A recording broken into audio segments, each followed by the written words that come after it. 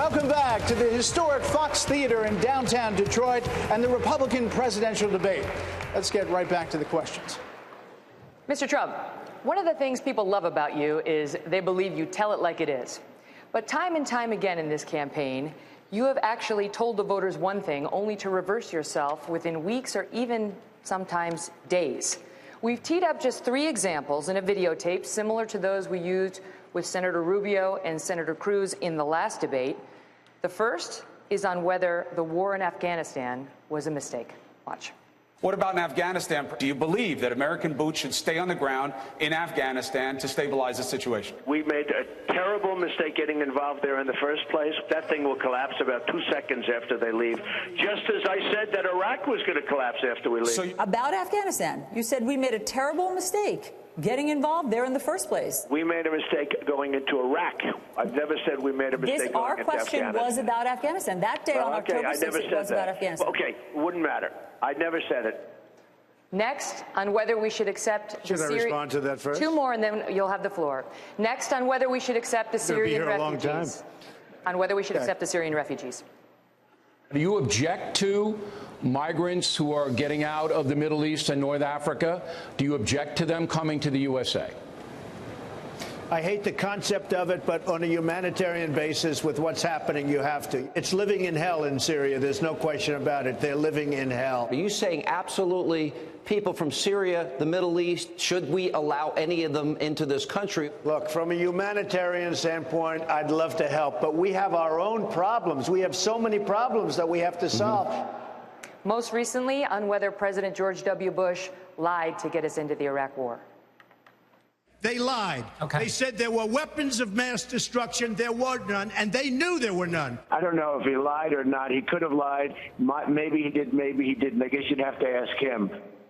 And there are many other examples. So how is any of this telling it like it is? Well, on Afghanistan, I did mean Iraq. I think you have to stay in Afghanistan for a while because of the fact that you're right next to Pakistan, which has nuclear weapons, and we have to protect that. Nuclear weapons change the game. And I was always against going into Iraq. In fact, believe me, I was always against it. There were some cases where I sort of, in one interview with a great friend of mine, and yours, Howard Stern, said that I said very meekly, long before we went in, I said very meekly, well, maybe, I don't know. By the time it got to that point, I was always against Iraq. But Afghanistan, I felt, and in that one, if you notice, I corrected it the second day. Okay? Second question? There are several examples, Mr. Trump. We went through the Afghanistan being a mistake. Right. Within 1 day, you reversed yourself on Syrian refugees. Let me explain that. You're right. Let me explain. First time the question had been put to me, it was very early on. The migration had just started, and I had heard that the number was a very, very small number. By the second day, 2 or 3 days later, I heard the number was going to be thousands and thousands of people. You know, when they originally heard about it, they were talking about bringing very, very small numbers in. And I said, begrudgingly, well, I guess maybe that's okay. It was not like, let's bring them in. Because I think we should build a safe zone. We should really, what we should be doing is building safe zones so they can stay in their own country and not go all over. And at least this way, we're not going to have the problem. That's what we have to do.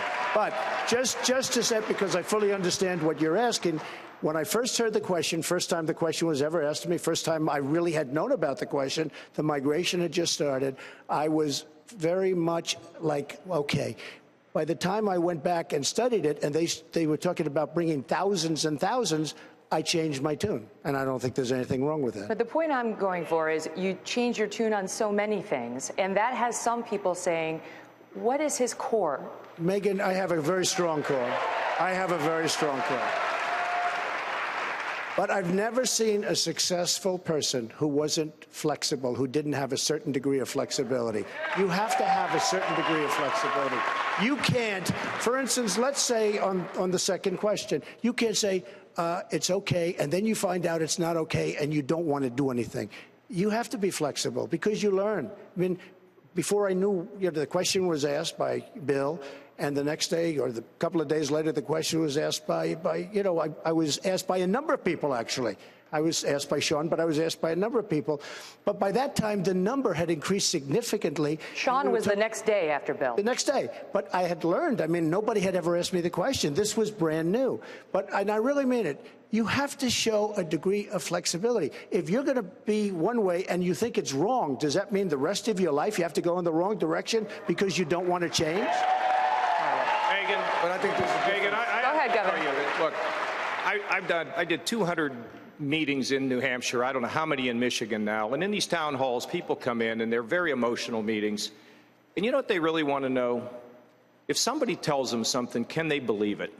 And the reason why people are so upset in this country is because politicians all the time tell them what they want to hear, and they go to Washington or they go to the state capitol, wherever, and they don't deliver on those promises. You know, when I ran for governor of Ohio, I said not only would we balance the budget, but we would cut taxes. People said it can't be done. I wouldn't have said it if I didn't believe it. We cut taxes in Ohio more than any governor in the country, and $5 billion worth of tax cuts. We are now running a surplus in Ohio. But you see, what's getting in the hearts and souls of people is they want change, and they keep putting outsiders in to bring about the change. Then the change doesn't come. Then they put more outsiders in because we're putting people in that don't understand compromise, they don't understand policy, and people are getting more and more frustrated with the system, which is why we must pick somebody that has a record of achievement, not just talk, not just talk, but a record of achievement. That's how we'll restore credibility. This is not just about flexibility. Go ahead, sir. There's a difference between flexibility and telling people whatever you think you need to say to get them to do what you want them to do. And that's what Donald has done throughout his career. Well, he did. That's why Trump University is so relevant here. I saw this video last week where he's sitting in front of a camera saying, we're going to hire the best people, and I'm going to handpick them, and they're going to be handpicked instructors, the best instructors in the world. One of them, by the way, was a manager at a Buffalo Wild Wing. And that's who they hired to do this. And people borrowed money, and they signed up for this fake university. And these people owe all of this money now, and they got nothing in return for it. But you were willing to say whatever you had to say to get them to give you their money. Go ahead, and we're not going to do that to our country. We'll find out when we have the trial. By the way, just so you understand, this is a case I could have settled very easily, but I don't settle cases very easily when I'm right. 98% approval rating. We have an A from the Better Business Bureau. We have a 98% approval rating of people that took the course. We have an A from the Better Business Bureau, and people like it. Now, he's saying they didn't learn. We have many, many people that will be witnesses. Again, I don't settle cases. I don't do it because that's why I don't get sued very often, because I don't settle, unlike a lot of other people. We have a situation where we will win in court. But many of the people that are witnesses did tremendously well and made a lot of money by taking the course. Go ahead, Senator. Well, you're going to see. You're going to see. You don't know. It's a D-. Go ahead. It's Senator Rubio. It's a D-. No, I've read the affidavit. No. Before they had the information. Go on my website, MarcoRubio.com. Before they had the information. Wait. Senator Rubio, stand by. Let him finish his point quickly, and then I'll give you the floor. It is right now an A. Once they had the information, it got switched. The only reason it was a D was because we didn't care. We didn't give them the information. When they got the information, it became an A. With respect, we went back and looked at this. Yes. The rating from the Better Business Bureau was a D-. That's the last publicly available rating in 2010, and it was a result of the number of complaints they had received. But it was elevated to an A. That's never been publicly elevated released. To an A. I could give it to you. I will give it to you. Let's just bring the viewers up to speed. Let's just bring the viewers up to speed. It was elevated to an A. Let me just set the record, and then you guys can have at it. There was Trump University, which was a business that you started, and it was marketed to many people, and now there is a class action of over 5,000 plaintiffs against you, Mr. Trump. Right. And it involves veterans, and it involves teachers, and it involves so-called little guys, working class and lower working class and middle class, who say that they were fleeced, who say it was a scam. The class has been certified, and in that case, you countersued the lead plaintiff, alleging that you were being defamed. That case was thrown out against her. The lead plaintiff is now getting out of the case because it's so bad for her. But what happened was... Excuse me. The lead plaintiff signed a letter saying how great it was and is on tape saying how great it was. Okay, but stand by. But what happened in that case was you countersued her. The court threw out your countersuit and made you pay almost $800,000 in legal fees of hers. And you made this same argument about 98% of the people being happy with Trump University. And that woman in particular signing a survey saying she liked it while someone was standing over her shoulder. And this is what trying to get out of the case now because her case doesn't hold up. This is what the Court of Appeals found. They said that the plaintiffs against you are like the Madoff victims. This is what the Court of Appeals said. Give me a break. They found that victims of con artists often sing the praises of their victimizers until they realize they have been fleeced. You know what? Let's see what happens in court. This is a civil case. Very easy to have settled. Could settle it now. Very easy to have settled. This is a civil. Let's see what happens at the end of a couple of years when this case is over. Okay? It's been going for 5 years. Yeah, it's been going for a long time. Go ahead, Senator. I spoke to one of the victims yesterday. I spoke to one of the victims yesterday. One of the. This gentleman. No, there's several. Obviously, there's so many. I can't talk to them every day. I spoke to one of them yesterday. They told me exactly what happened. They signed up for this course because they believe Mr. Trump was this fantastic businessman, that Donald's going to teach them all the tricks of the trade. They signed up. They paid $15,000 for this course. They were asked for additional money for this course. If they really wanted the real secrets of success, they had to pay even more money, and so they did. And you know what they got in these courses? Stuff you can pull off of Zillow. When they finally realized what a scam it was, they asked for their money back, and you refused to give them their money back. I gave many people their money back. Then why don't you tonight say you're going to give the money back? Let me just see. Okay, Senator Rubio, let him answer. Why doesn't he make that pledge right now? Let him answer. Go ahead, Mr. Trump. We will see who's right at the end of a few years. But almost all of the people, many people, signed what's called a report card at the end. Did you like the course? How did you like it? Almost all of them said it was terrific, okay? With letters, with this. Some of them are on tape saying it was terrific. Let's see what happens at the end of 3 years. With respect, Mr. Trump, 1/3 of the plaintiffs in that case demanded refunds. So it's not the case that 98% were pleased with what they got. I gave some refunds to people, because if they asked for the refund at a certain period of time, and we gave refunds to people. Okay. But let's see what happens at the end of 3 years. Understood. Megan, let's see who's right. Still a pending litigation. Here's Go ahead, why this is Senator. relevant. It's called pending litigation. Megan, this is why this is relevant to this. All right, Senator Rubio, then Senator Cruz. This is why, Go ahead. because he's trying to do to the American voter what he did to the people that signed up for this course. He's making promises he has no intention of keeping. And it won't just be $36,000 that they lose. It's our country that's at stake here, the future of the United States in the most important election in a generation, and he's trying to con people into giving them their vote, just like he conned these people into giving them their money. Let me tell you, the real con artist, excuse me, the real con artist is Senator Marco Rubio, who was elected in Florida and who has the worst voting record in the United States Senate. He doesn't go to vote. He's absent. He doesn't go. Now, the people of Florida can't stand him. He couldn't get elected dog catcher. The people of Florida, and by the way, I know he's going to spend $25 million on ads. Without that, he wouldn't have a chance. He's 20 points down. The people in Florida wouldn't elect him dog catcher. He couldn't get any. He is right now 21 points down to me. And, again, there'll be a lot of advertising. It's the only thing that might save him, but I doubt it. I'm coming to you next, but go ahead. He scammed the people of Florida. He scammed. He doesn't vote. He doesn't show up in the U.S. Senate. He doesn't vote. He scammed the people. Understood. He defrauded the people of Florida. With respect, you've made that point. Go ahead. There's no, as you can see in his answer, it's always the same thing. You defrauded the people. Challenged on a point. He's defrauded people out of things, and not just, by the way, on the issue of Trump University. He had another development in Mexico that he had nothing to do with except his name on the building. People put money into that building. Licensing. They lost their money. Yeah, and the licensing, but you told them you own the building. So they gave him his money. They lost their money time and again. Stand by. He has cheated people out of I will come back to you. Senator Cruz wants to weigh in. You're coming back. Go ahead. Megan, let me just ask the voters at home, is this the debate you want playing out in the general election? The stakes in this election are too high. For 7 years, millions of Americans, we've been struggling. Wages have been stagnating. People are hurting. Our constitutional rights are under assault. And if we nominate Donald, we're going to spend the spring, the fall, and the summer with the Republican nominee facing a fraud trial, with Hillary Clinton saying, why did you give my campaign and my foundation $100,000? It's a minor civil case. And with Hillary Clinton pointing out that he supported her 4 times in her presidential race. It's a minor civil case. Donald, learn not to interrupt. There are many civil cases. Count to 10, Donald. Count to 10. Count to 10.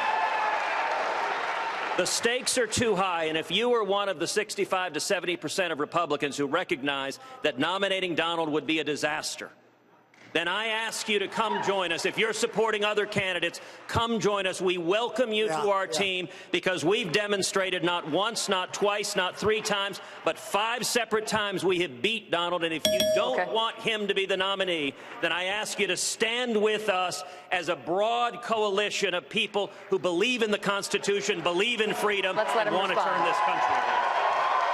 Go ahead, Mr. Trump. The floor is yours.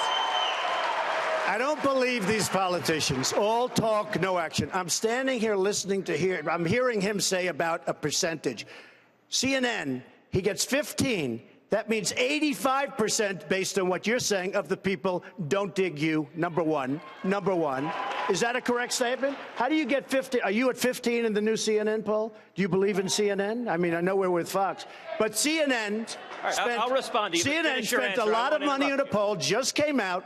I'm at 49. He's at 15. He tells me about 65% of the people. It's not 65% of the people. If you go by that, 85% of the people. Then he goes, we have 5. And, well, excuse me, I won 10 states.